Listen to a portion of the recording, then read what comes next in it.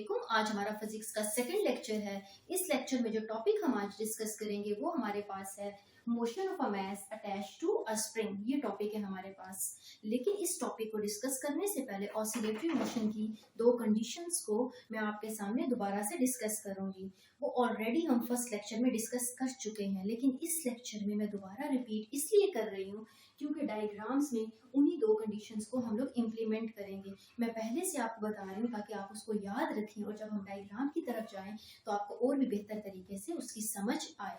तो हमारे पास oscillatory conditions की जो दो कंडीशंस हैं, फर्स्ट कंडीशन है हमारे पास डिस्प्लेस करना और जो सेकंड कंडीशन है हमारे पास रिलीज करना। आपने ये दो अहम बातें याद रखनी है। अब हम चलते हैं अपने लेक्चर की तरफ। आप देख सकते हैं इस लेक्चर में definition, explanation, mathematically form, restoring force, Newton second law और डायग्राम ऑलरेडी मैंने नोट्स की फॉर्म में यहाँ पर लिख दिया है। आपको फर्दर नोट्स वगैरह बनाने की जरूरत नहीं है, आप डायरेक्टली इसको याद कर सकते हैं। अब हम स्टार्ट करते हैं अपने लेक्चर को। यहाँ पर ये कहा गया है कि आपके पास एक ऑब्जेक्ट है जिसका मास m है, उसको एक स्प्रिंग के साथ आपने क्या किया है, अटैच कर दिया है, और जो दूसरी साइड है उसको फिक्स पोजीशन के साथ अटैच कर दिया गया है। और जो सरफेस है हमारे पास, वो सरफेस हमारे पास है फ्रिक्शनलेस हॉरिजॉन्टल सरफेस है हमारे पास। मैं डायग्राम के थ्रू आपको एक्सप्लेन करूंगी तो आपको और भी बेहतर तरीके से उसकी समझ आएगी। चलते हैं डायग्राम की तरफ। आप यहाँ पर देख सकते हैं कि ये हमारे पास क्या है, एक ऑब्जेक्ट है। इस ऑब्जेक्ट का मास क्या है, m है। ये पोजीशन b के ऊपर है, मतलब यहाँ पर हम लोगों ने कोई भी फोर्स अभी तक अप्लाई नहीं की, कोई फोर्स अप्लाई नहीं की हम लोगों ने। इसका मतलब है यहाँ पर डिस्प्लेसमेंट, वेलोसिटी, एक्सेलरेशन, हर चीज क्या होगी, जीरो होगी। अब मैं यहाँ पर ऑसिलेटरी मोशन की कंडीशंस को अप्लाई करूंगी। अप्लाई करने के लिए जो हमारे पास फर्स्ट कंडीशन होगी वो क्या है, डिस्प्लेस करना। ठीक है, आपको याद है डिस्प्लेस करना। तो मैं यहाँ पर क्या करूंगी, फर्स्ट कंडीशन को जब अप्लाई करूंगी तो यहाँ पर जैसे ही मैं इसको डिस्प्लेस करूंगी, इसके ऊपर एक एक्सटर्नल फोर्स अप्लाई कर दूंगी तो ये क्या होगा, बी से सी पॉइंट की तरफ मूव करेगा। ठीक है, तो इसका मतलब है जब ये बी से सी की तरफ मूव किया है तो एक्सटर्नल फोर्स की वजह से, ठीक है, हमारे पास जब अप्लाई कर दिया हम लोगों ने एक्सटर्नल फोर्स, उसकी वजह से क्या हो, ये हमारे पास क्या है, एक्सटर्नल फोर्स। एक्सटर्नल फोर्स से ये सी पॉइंट तक मूव किया है, लेकिन इनके दरमियान में भी एक फोर्स एग्जिस्ट कर रही है। वो कौन सी है, वो हमारे पास है रीस्टोर फोर्स है। ठीक है, रीस्टोरिंग फोर्स है हमारे पास। ठीक है, ये देखें रीस्टोरिंग फोर्स है हमारे पास। ये मीन पोजीशन से एक्सट्रीम पोजीशन तक इसने मूव कर दिया। अब क्या करेंगे, ऑसिलेटरी मोशन की सेकंड कंडीशन को अप्लाई करेंगे। सेकंड कंडीशन हमारे पास उसकी क्या थी, फर्स्ट थी डिस्प्लेस कर दिया हम लोगों ने, सेकंड कंडीशन है रिलीज करना। अब क्या करेंगे, अब ये एक्सट्रीम पॉइंट पर चला गया है। अब मैं जब इसको रिलीज करूंगी तो ये एक्सट्रीम से मीन पॉइंट पर आएगा और मीन से फिर सेकंड एक्सट्रीम पॉइंट तक चला जाएगा और वहां जाकर रुक जाएगा। तो फर्स्ट पॉइंट में जब हम लोगों ने बी से सी तक इसको मूव किया तो इसके दरमियान में जो फोर्स थी वो फोर्स कौन सी थी, रीस्टोरिंग फोर्स थी हमारे पास। और जब हम लोगों ने सी से इसको रिलीज किया, इसको छोड़ दिया, तो अब ये क्या था, सी से बी, बी से उसे कहते हैं ए पोजीशन पर आ गया। यहाँ पर जो मूवमेंट हुई है वो इनर्शिया की वजह से मूवमेंट हुई है। ठीक है, इनर्शिया की वजह से यहाँ पर इसकी मूवमेंट हुई है। तो आप देख सकते हैं इस डायग्राम के ऊपर हम लोगों ने दो कंडीशंस को अप्लाई किया और इस डायग्राम को एक्सप्लेन कर लिया। अब हम आते हैं एक्सप्लेनेशन की तरफ। एक्सप्लेनेशन में आप देख सकते हैं सेम वही चीज एक्सप्लेन की गई है जो मैंने यहाँ पर डायग्राम में आपको एक्सप्लेन की है। अब यहाँ पर जो हुक्स लॉ है, आपने जब एक्सेलरेशन या फिर फोर्स की इक्वेशंस को फाइंड करना है तो आपने बाय हुक्स लॉ इसको फाइंड आउट करना है। अब मैथमेटिकली फॉर्म की तरफ आते हैं तो आप देख सकते हैं मैथमेटिकली फॉर्म में सबसे पहली जो इक्वेशन है आपके पास वो क्या है, F is directly proportion to x। ठीक है, अब देखिए डायरेक्टली प्रोपोर्शन टू x जो आपको वैल्यू नजर आ रही है वो क्या है, एक्सटेंशन है आपके पास। डायरेक्टली प्रोपोर्शन साइन को रिप्लेस कर देंगे हम लोग स्प्रिंग कांस्टेंट k के साथ रिप्लेस कर देंगे।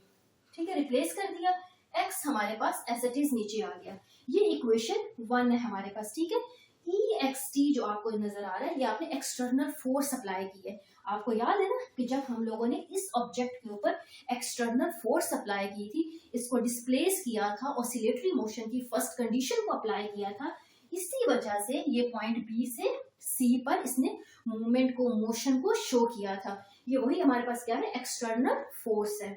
और हमारे पास ये क्या है, स्प्रिंग कांस्टेंट, और ये एक्सटेंशन है हमारे पास, इसको कहेंगे इक्वेशन नंबर 1। अब नेक्स्ट देखें ये वाली इक्वेशन हमारे पास कैसे बनी है। यहाँ पर देखें external force is equal to K X, के अपनी पोजीशन पर ही रहेगा यहाँ पर, और यहाँ पर x जो है मल्टीप्लाई हो रहा है, जब इस तरफ आएगा तो क्या हो जाएगा, डिवाइड हो जाएगा। तो आपके पास वैल्यू आ जाएगी, इक्वेशन आ जाएगी k is equal to F by X, वो एज इट इज मैंने यहाँ पर लिख दी है।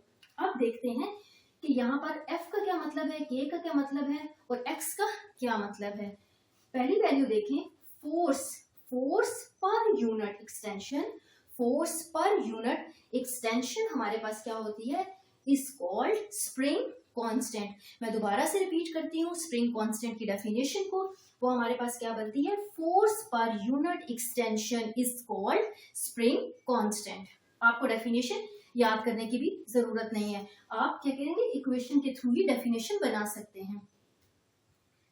अब नेक्स्ट आते हैं रीस्टोरिंग फोर्स की तरफ आते हैं। रीस्टोरिंग फोर्स हमारे पास क्या होती है, रीस्टोरिंग फोर्स उसको कहा जाता है जब आपके पास क्या है, एक्सट्रीम पोजीशन से कोई चीज मीन पोजीशन की तरफ वापस आ जाए, उसे कहा जाता है रीस्टोरिंग फोर्स कहा जाता है। अब इसकी फर्स्ट इक्वेशन को देखते हैं, restoring force is equal to external force. ठीक है, एक्सटर्नल फोर्स वही है जो हम लोगों ने इक्वेशन 1 में अभी पढ़ी है। ठीक है, तो एक्सटर्नल फोर्स की जो वैल्यू हमारे पास होगी वो क्या होगी, के एक्स। ठीक है, हम एक्सटर्नल फोर्स की जगह पर के एक्स को पुट कर देंगे। जैसे हम पुट करेंगे तो ये मेरे पास क्या हो जाएगी, इक्वेशन 2। पहले हम लोगों ने कौन सी इक्वेशन बनाई, इक्वेशन 1। इक्वेशन 1 हमारे पास क्या थी, external force is equal to K X. Second equation क्या है हमारे पास, restoring force is equal to K X. अब यहाँ पर जो डिस्कस करने वाली बात है वो क्या है कि यहाँ पर आपको नेगेटिव साइन क्यों शो हो रहा है। नेगेटिव साइन का ये मतलब है restoring force and extension are opposite to each other. ठीक है, restoring force and extension are opposite to each other. यहाँ पर क्या करेंगे, जो कांस्टेंट के है इसको रिप्लेस कर देंगे हम लोग डायरेक्टली प्रोपोर्शन के साइन के साथ। जैसे कि हमारे पास यहाँ पर डायरेक्टली प्रोपोर्शन का साइन था, कांस्टेंट के साथ रिप्लेस कर दिया।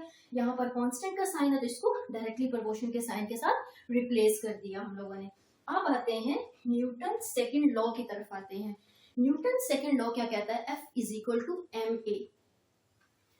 ये हमारे पास बन गई कंडीशन 3। अब क्या करेंगे, कंडीशन 2 और कंडीशन 3 को कंपेयर करेंगे। कंडीशन 2 हमारे पास क्या थी, ये कंडीशन 2 है हमारे पास, माइनस के एक्स। और हमारे पास थर्ड कंडीशन क्या है, F is equal to ma। अब इन दोनों कंडीशंस को यहाँ पर लिखेंगे तो क्या हो जाएगा, ma is equal to minus K X. ठीक है, ये हमारे पास क्या है, mass, acceleration, spring constant, extension.